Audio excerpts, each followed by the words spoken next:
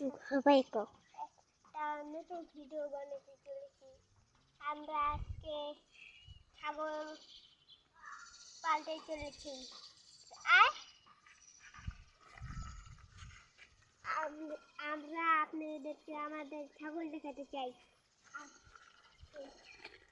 এসে করে আপনারা দেখতে ছাগল আমাদের